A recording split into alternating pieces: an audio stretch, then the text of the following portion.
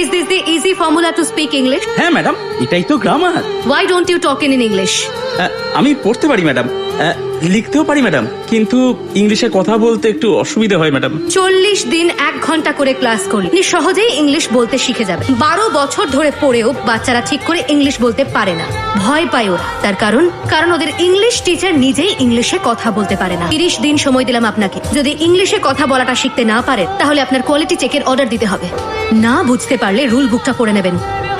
আমি 3টে প্রশ্ন করতে পারি স্যার? অবশ্যই ম্যাডাম। অঙ্কের সবচেয়ে গুরুত্বপূর্ণ কি? যোগ করা, বিয়োগ করা, ভাগ গুণ করা, এইসব নিয়েই তো অঙ্ক। এগুলো ছাড়া কম্পিউটার হয় না। রকেট লঞ্চ করা যায় কি? ঘড়ির কাঁটা অঙ্ক মেনেই চলে। অঙ্ক ছাড়া বিজ্ঞান সম্ভব না। আগে আপনি নিজে শিখুন, তারপর না হয় বাচ্চাদের শেখাবেন।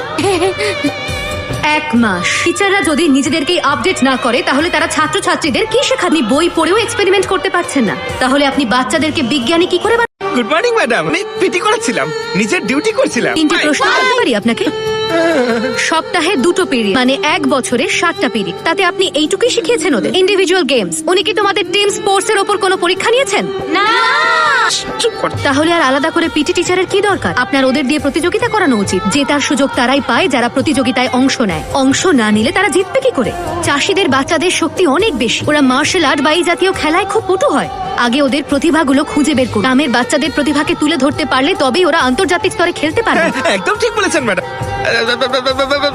ম্যাডাম, আমি 1 মাসের মধ্যে সব শিখে নেবো, আর এদের সবাইকে আমি অলিম্পিকে পাঠাবো। প্লিজ আমাকে কোনো নোটিশ ধরাবেন না, আসলে অনেকগুলো লোন নিয়ে ফেলেছি। যদি চাকরি বাঁচাতে চাইলে ভালো পারফরমেন্স দেখা।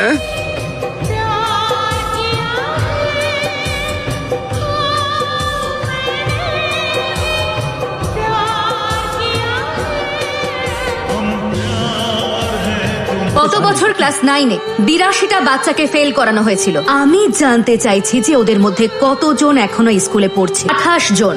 54 জন বাচ্চা স্কুল ছেড়ে দিয়েছে। তার মানে এতগুলো বাচ্চার ভবিষ্যৎ আপনারা নষ্ট করে দিয়েছেন। আপনাদের আদৌ কোনো ধারণা আছে যে এখন এই বাচ্চাগুলো ঠিক কি করছে? ওদের মধ্যে কয়েকজন হয়তো শ্রমিক হয়ে গিয়েছে আর কয়েকজন ক্রিমিনাল। তাহলে কি এই স্কুলটা বাচ্চাদের শ্রমিক আর ক্রিমিনাল তৈরি করবে? যোগ্য না হলে তাকে তো ফেল করাতেই হবে না? তাহলে এবার টিচারদেরও পরীক্ষা দিতে হবে। দেখা যাক আপনাদের মধ্যে কতজন শিক্ষক হওয়ার যোগ্য। আর যারা পাশ করতে পারবেন না তাদের বার করে দেওয়া হবে। এই বাচ্চাগুলো যদি আপনাদের বিরুদ্ধে মামলা রুজু করে দেয় যে আপনারা ওদের সঙ্গে অন্যায় করেছেন, তাহলে আপনাদের বাকি জীবনটা জেলে কাটাতে হবে। আপনারা কি এই বাচ্চাগুলোকে আরেকটা সুযোগ দিতে পারতেন না? হাই স্কুলে ফেল করাটা এমন কোনো বড় ব্যাপার নয়। একেই তো এখানে টিচারের সংখ্যা কম, আর ওই অবাধ্য ছেলে মেয়েগুলোকে পড়াবোই বা কিভাবে? ওদের অবাধ্য বলবেন না, ওটা আপনারা। সুস্থ মানুষের চিকিৎসকের প্রয়োজন হয় না। আপনারা যদি শুধুমাত্র স্মার্ট বাচ্চাদেরই পড়াবেন তাহলে আপনারা শিক্ষক হওয়ার যোগ্যই নন। আমি পিটি ফান্ড থেকে অন্য শিক্ষক আনাবো। 82 জন বাচ্চার দায়িত্ব আমি নিলাম। শুনুন, কালেক্টর সাহেব এসেছেন, আপনি উঠে যান। ওখানে কালেক্টর সাহেব বসবেন। স্যার প্লিজ বসুন। চা কফি কিছু তো আনান ম্যাডাম। চা কফি খাওয়ার জন্য সরকারের পক্ষ থেকে আমি টাকা পাই না, তবে দরকার পড়লে আমি খাওয়াতেই পারি। ইন্সপেকশনের জন্য এসেছি, আপনি আমাদের সঙ্গে আসুন। আপনি না জানিয়ে চলে এসেছেন। আসলে আমার একটু কাজ আছে। স্কুলে ক্লাস চলছে, ইন্সপেকশন করতেই পারেন। চিত্রা, কি হয়েছে গীতা? আজকের প্রিন্সিপাল কে? ক্যালভি ম্যাডাম। ওনাকে ডেকে দাও। ওকে গীতা। আপনি চেক করতে পারেন, উনি আপনার সঙ্গে যাবেন। a cube plus 2ab Good morning, plus sir. b cube, সেখান থেকে যদি আমরা দাও তো, বলছি না সামনে।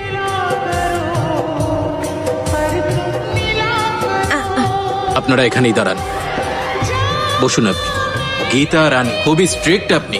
আপনার স্কুলের ব্যাপারে আমার কাছে একগুচ্ছ অভিযোগ জমা পড়ে। অফিসারদের মেসেজ এসেছিল, তাই আমি নিজেই দেখতে চলে এলাম। চাকরির প্রথম দিকে আমিও আপনার মতোই ছিলাম, সেই জন্য আমার অনেকবার ট্রান্সফারও হয়েছে। নিজের খেয়াল রাখবেন। আপনি আমাদের বন্ধু, টিচার না, তাই তো? হ্যাঁ বললে তবেই বলবো। ঠিক আছে, বলো এবার। একটা ছেলে আছে যে রোজ আমাদের বাসে স্কুলে আসে। ও একে দেখলেই রোজ মুচকি হাসে। ছেলেটাকে হাসতে দেখলে তোমার কেমন লাগে? দেখুন, ও কিন্তু হাসছে গীতা। মনের মধ্যে অদ্ভুত একটা অনুভূতি হয়, তাই না? খেতে ইচ্ছে করে না, পড়াশোনায় মন বসে না, কারণ এই হাসতে ইচ্ছে করে। তোমার বয়সে এটা খুবই স্বাভাবিক। জীবনটা খুব সুন্দর, বুঝেছো? এগুলো তো হতেই থাকবে, কিন্তু নিজেকে সামলাও। এই সব কিছুকে গুরুত্ব না দিয়ে এগিয়ে যাওয়াটাই হচ্ছে আসল। তাহলেই বড় হতে পারবে। যদি থেমে যাও, জীবনের প্রবাহ সেখানেই থেমে যাবে। যদি ছোট ছোট সোনার টুকরোর লোভ সংবরণ করতে পারো, তাহলে শেষমেশ এমন এক গুপ্তধনের সন্ধান পাবে যেটার কথা তুমি স্বপ্নেও কখনো ভাবতে পারোনি। সেই জন্য থেমে যেও না। এই ধরনের জিনিসগুলোকে এড়িয়ে জীবনের পথে এগিয়ে যাও, তাহলেই উন্নতি করবে। বুঝলে ফারহানা? কাল থেকে আমি অন্য বাসে যাব।